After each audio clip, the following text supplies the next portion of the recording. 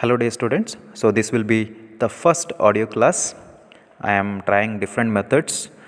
Okay, I am just trying this because the concept is very easy and theory based.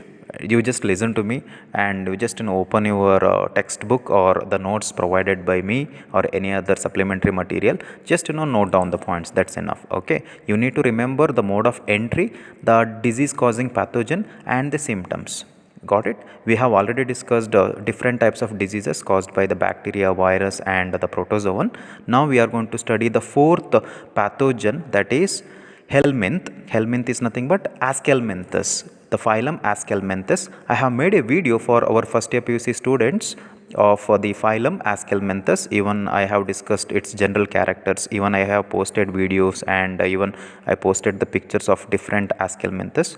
But here we are going to study the disease caused by a specific type of Aschelminthus, that is nothing but Ascaris, which causes a disease in our small intestine called as Ascariasis. Please note this, Ascariasis is the disease caused by Ascaris, belongs to Aschelminthus, that is nothing but roundworm. Got it? You may get a question, name the disease caused by roundworm in humans, that is Ascariasis. That's it. Let us see the symptoms of this Ascariasis. Normally, like the person who is having this Ascaris worm in his intestine will show some symptoms, that is anemia first. Anemia is nothing but the kind of malnutrition, that's it. Okay, feeling tired all the time, and there will be nausea sensation, that is vomiting sensation will be there. Fever may develop. Okay, normally these symptoms develop after long time after infection. Got it?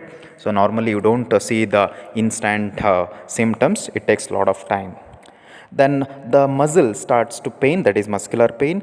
Internal bleeding will be there because these Ascaris or Aschelminthus are nothing but endoparasites. Got it? So they are going to adhere to any intestinal wall and damage the inner walls of the intestine. So bleeding will be there inside the intestine. Or even sometimes there is a type of Aschelminthus called as Loya loya that infects human eye. You can find a video on YouTube. Just check it, Loya loya. Okay. So be careful. Okay, if you are sensitive, I recommend don't watch that. If you are really want to become a doctor, watch that video.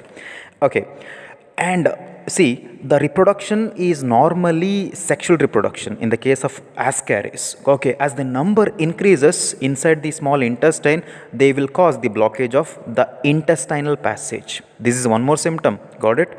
Okay, but it takes a lot of years. Okay, the eggs normally like this Ascaris are normally like excreted along with the excreta, that is nothing but the feces, okay, from the infected person, which may contaminate the soil or maybe water or nearby the water source, even plants also. Got it? Okay, so healthy person, how exactly a normal person get this disease? Very simple. If he takes any food which is contaminated with these Ascaris eggs, obviously is going to get that Ascariasis disease. Got it? So this is all about Ascariasis. Very simple, very easy. Hope you understood this.